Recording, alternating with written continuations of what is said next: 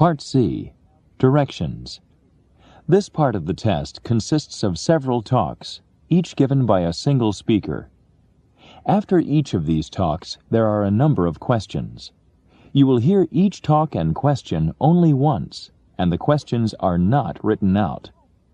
When you have heard each question, read the 4 answer choices and select the one, A, B, C, or D, that best answers the question based on what is directly stated or on what can be inferred.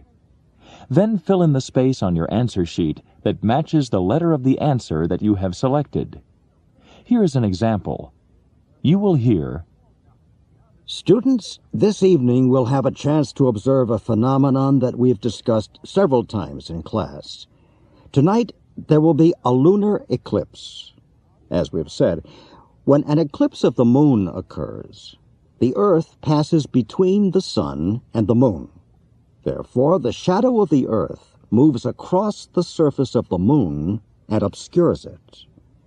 Because you won't be looking at the sun, it is not necessary to use the special lenses and filters that you need when observing a solar eclipse. You can observe a lunar eclipse with your unaided eye or with a telescope and photograph it with an ordinary camera.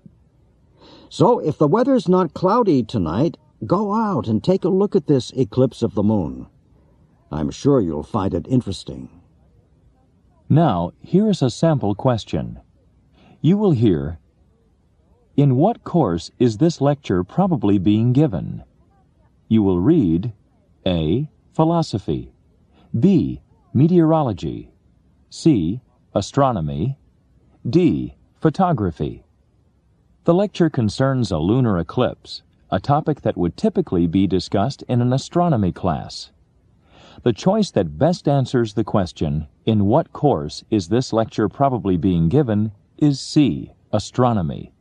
You should fill in C on your answer sheet.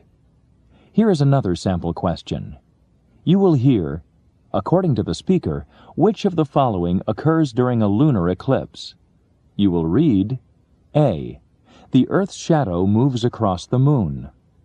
B, clouds block the view of the moon. C, the moon moves between the Earth and the sun. D, the sun can be observed without special equipment. From the lecture, you learn that a lunar eclipse occurs when the Earth moves between the sun and the moon, and the shadow of the Earth passes across the moon. The choice that best answers the question, according to the speaker, which of the following occurs during a lunar eclipse, is A, the Earth's shadow moves across the moon. Don't forget, during actual exams, taking notes or writing in your test book is not permitted.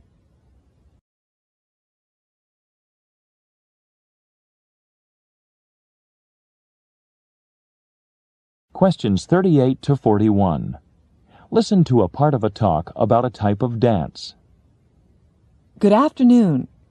In today's class, we're going to continue our discussion of dance around the world with a look at the hula, a dance of the Hawaiian Islands, and we'll see a video of a traditional hula dance.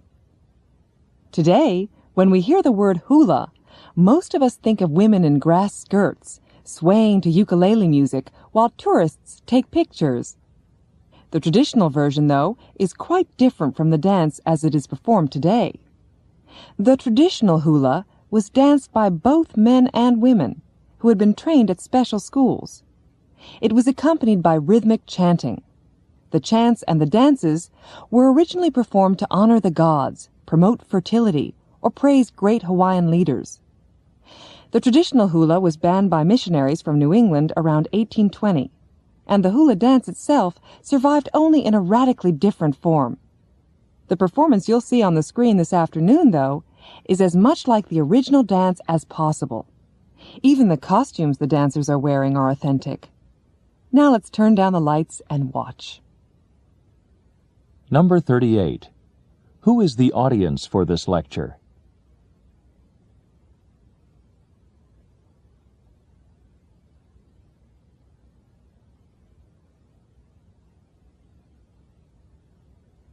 Number 39.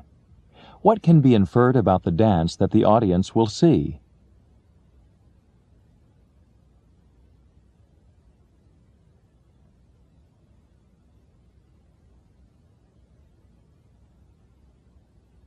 Number 40. What effect did New England missionaries have on the traditional hula dance in around 1820?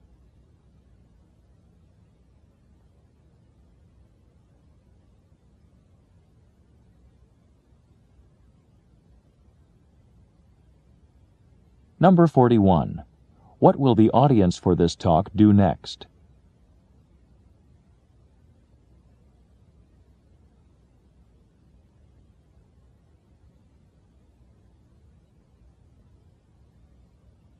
Questions 42 to 45. Listen to the following talk. Imagine you're driving down the highway one spring day and it begins to rain. You hear the sound of the rain on the car roof. Suddenly, it sounds as if small stones are pounding on the car, and you see balls of ice bouncing on the road. You're in a hailstorm, and you'd better get your car under cover. Hailstones can damage vehicles, as well as gardens and farmers' crops. If you pick up a hailstone and cut it in half, you'll see it has layers, just like an onion. A hailstone begins its existence as a snowflake, high in the atmosphere.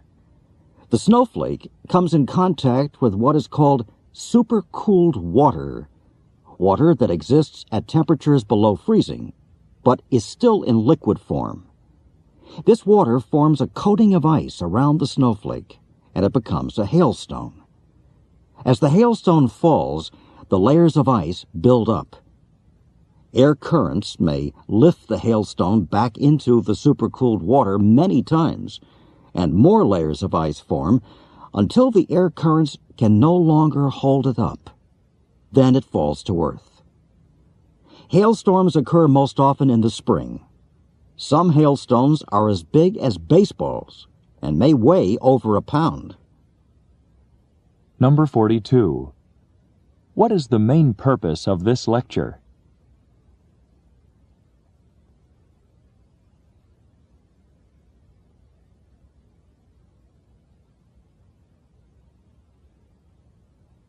Number 43. Why does the speaker compare a hailstone to an onion?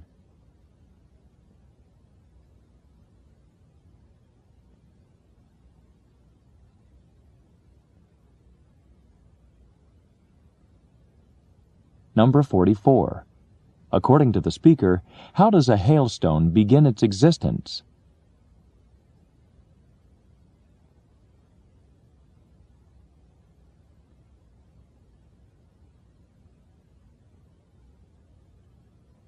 Number 45. According to the speaker, when are hailstorms most common?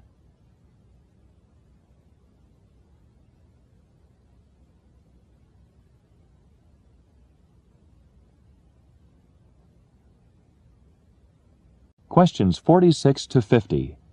Listen to part of a lecture about child development. Now, in the last few minutes of class, I'd like to address a slightly different issue, the question of how children learn to talk.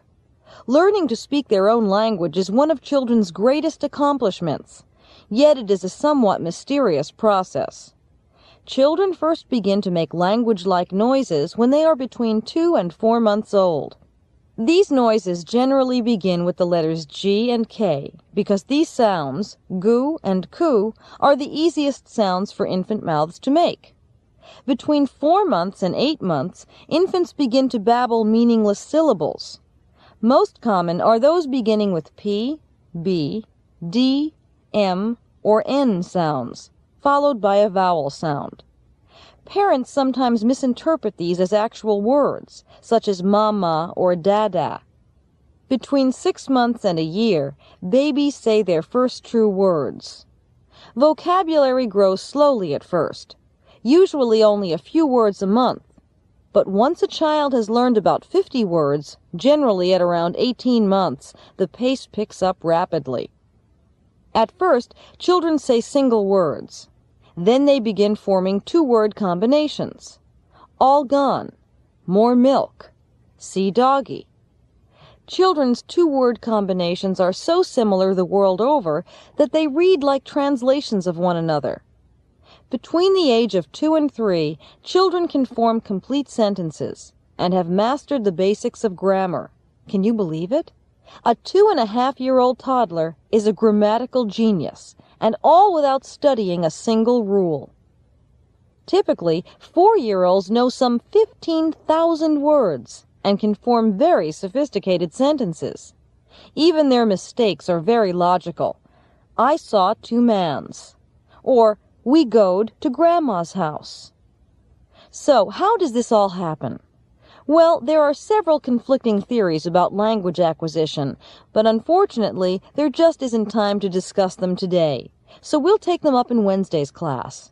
In the meantime, please read Chapter 8 in your textbook. See you Wednesday. Number 46. What is the main topic of this talk?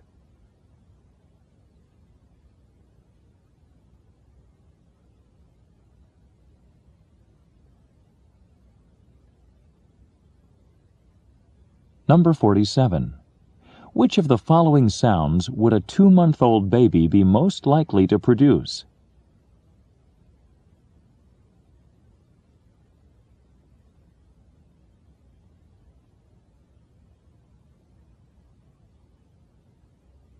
Number 48.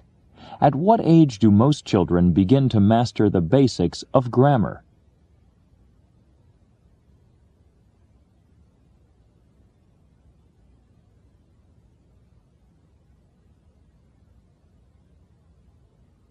Number 49. What does the speaker say about the grammatical mistakes that 4-year-olds make?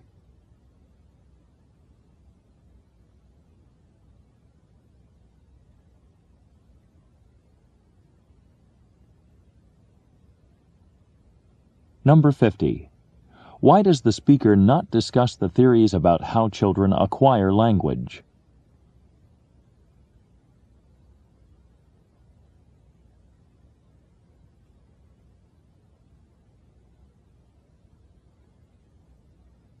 This is the end of Section 1. Listening Comprehension. Stop work on Section 1.